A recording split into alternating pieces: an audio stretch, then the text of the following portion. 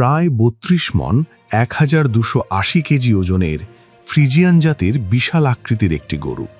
কুচকুচে কালো রঙের গরুটির নাম কালা পাহাড়। ৪ বছর বয়সী গরুটি ২ বছর আগে কিনেছিলেন পাবনার সাথিয়ার খামারি জাকির হোসেন মোল্লা।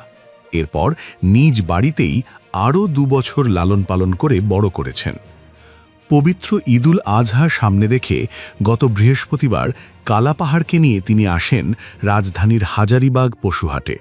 এরপর থেকেই বিশালদেহী গরুটি সবার নজর কেড়েছে।